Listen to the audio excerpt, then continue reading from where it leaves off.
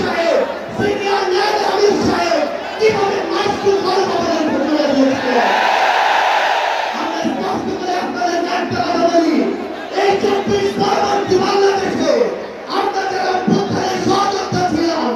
আমরা যদি ঐক্যবদ্ধ থাকি আগামী বাংলাদেশে আর কোনো ফ্যাসিস্ট কোনো নামে কোনো ব্যক্তিকে সামনে রেখে কোনো দলকে সামনে রেখে এই বাংলাদেশে দাঁড়াতে পারবে না এখন জনগণের সামনে আমাদের দৃষ্টান্ত স্থাপন করতে হবে আমরা আমাদের কাজের মাধ্যমে প্রত্যেকটি ক্ষেত্রে যেন সেই দৃষ্টান্ত স্থাপন করতে পারি আজকে যখন আমি আসছিলাম রাস্তার আশেপাশের প্রত্যেকটি মোড়ে আমার ইসলামী আন্দোলন বাংলাদেশের সহযোদ্ধারা ট্রাফিকিংয়ের কাজ করছে এটাই হচ্ছে দৃষ্টান্ত যে আমরা কাজ করবো আমাদের রাজনৈতিক সমাবেশ করবো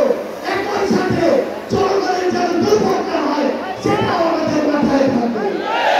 আমরা এর আগেও দেখেছি এই মাঠে প্রোগ্রাম হয়েছে প্রোগ্রাম শেষ করে মাঠের প্রত্যেকটি ময়দানে পরিষ্কার করা হয়েছে এটাই হচ্ছে আগামী বাংলাদেশের দৃষ্টান্ত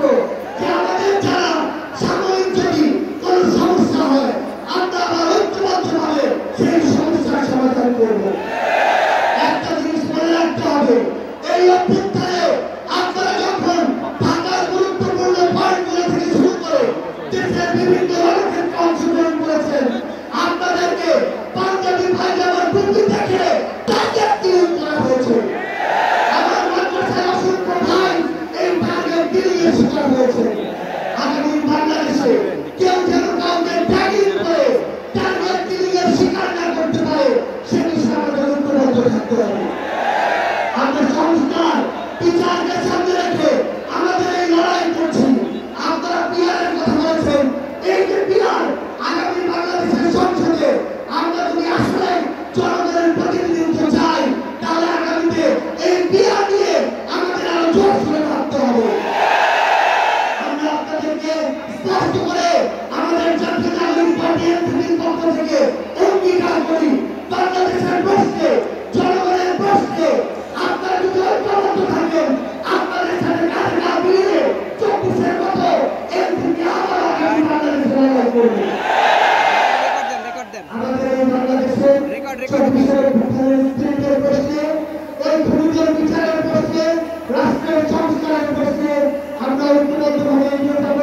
আমরা যতদিন ঐক্যবদ্ধ থাকবো ততদিন এই বাংলাদেশে আর কোনো হাসিনা মাথা উঁচু করে দাঁড়াতে পারবে ইনশাআল্লাহ আপনাদের সাথে আমাদের আবার দেখা হবে রাষ্ট্রপতি লড়াই অথবা বিষয়ে ততদিন পর্যন্ত সত্যের সাথে থাকবেন ন্যায়ের সাথে থাকবেন যত বড় খুনি যত বড় সাহসী যত বড় নেতাই কাছে থাকুন না কেন আমরা